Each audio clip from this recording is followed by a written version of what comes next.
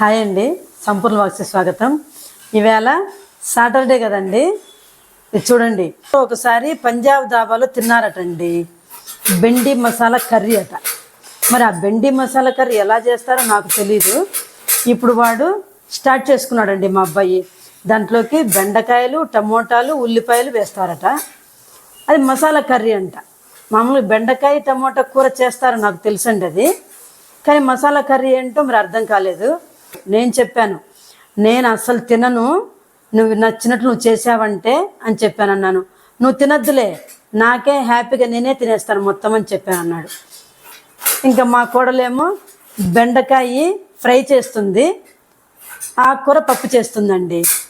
సరే మేమేమో అది చేసుకొని తింటాంలేనంటే మా అబ్బాయి ఇది స్టార్ట్ చేశాడు. సరే అసలు ఆ కూర ఎలా ఉంటుందో ఏంటో చూద్దాం. అసలు అయినా ఈరోజు ఏంటోనండి, మా ఇంట్లో ఒక్కొక్కరు ఒక్కొక్క వంట చేసుకుంటున్నామండి. ఫుడ్ ఫెస్టివల్ అన్నట్లు ఈరోజు మా ఇంట్లో ఫుడ్ ఫెస్టివల్ జరుగుతుందండి. ఆ ఫెస్టివల్ ఏమేమి ఉన్నాయో తర్వాత మీకు లంచ్ ప్లేట్లో చూపిస్తానండి. అదిగోండి, టమోటాలు, ఉల్లిపాయలు, బెండకాయ కట్ చేసి ఉంచుకున్నాడు. అల్లానికి తొక్క తీసేసాడండి. ఎల్లిపాయలు పొట్టొలిచి పెట్టుకున్నాడు.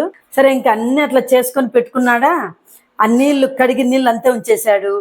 ఆ పొట్టు ఉంటుంది కదండి, చెత్త అంతా కట్ చేసింది అదంతా కూడా అలానే ఉంచేశాడండి. ఏదో పాపం కష్టపడి చేసుకుంటున్నాడు కదా బిడ్డ, సరే మేము తీసుకుంటాంలేండి, ఇబ్బంది ఏం లేదు. కానీ కటింగ్ మాత్రము చాలా బాగా చేస్తాడండి. అల్లం వెల్లిపాయలు తీసుకున్నాడు కదండి, అవి దంచి ముద్దగా పెట్టుకున్నాడు. ఇదిగోండి, ఒక స్పూను ఆయిల్ వేసుకున్న తర్వాత ఈ బెండకాయల్ని అందులో కొంచెము ఎర్రగొచ్చేంత వరకు వేయించాలటండి. ఇదిగోండి, ఇట్లా కొంచెము కలర్ మారాయి కదండి, అంతవరకు వేయించుకుంటే చాలట. దాన్ని తీసి ఒక బౌల్లో ఉంచుకోవాలట. టమోటాలని ఇలా జార్లో వేసుకొని ఇలా పేస్ట్ వేసుకోవాలండి. ఇందాక బెండకాయలు వేయించాడు కదండి, అందులో నూనె ఉంది కదా, అందులోనే పోపు వేసుకుంటున్నాడు. అవి వేగిపోయాయి పోపు గింజలు. ఉల్లిపాయలు వేయించాలటండి, అవి దూరగా వేయించాలట. ఉల్లిపాయలు వేగిపోయాయి. ఇప్పుడు అల్లం వెల్లుల్లి పేస్ట్ వేసుకోవాలటండి, దాన్ని కూడా కాసేపు వేయించాలట. వెల్లిపాయ కూడా బాగా వేగిపోయింది. ఇప్పుడు టమోటా పేస్ట్ వేసుకోవాలి, అది కూడా కొంచెము మగ్గనియాలట.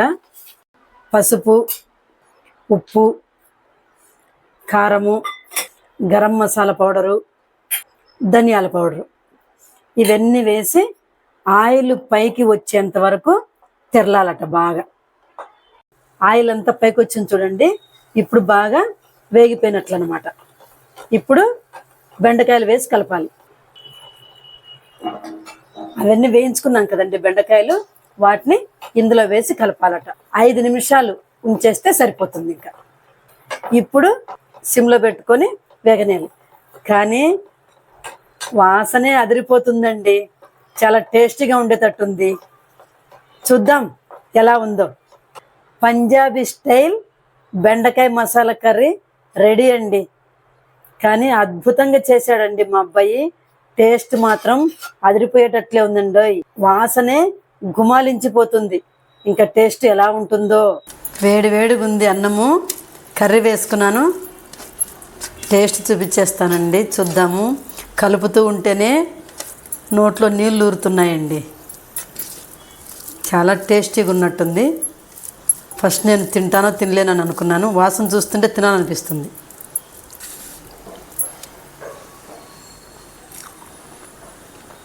సూపర్ అండి, చాలా టేస్టీగా చేశాడు. తినొచ్చు, ఇబ్బంది ఏం లేదు. మసాలా ఎక్కువ అవుతుందేమో అనుకున్నాను, లేదు కరెక్ట్గా సరిపోయిందండి. చాలా టేస్టీగా చేశాడు. ఈ రెసిపీ నచ్చితే లైక్, షేర్, సబ్స్క్రైబ్.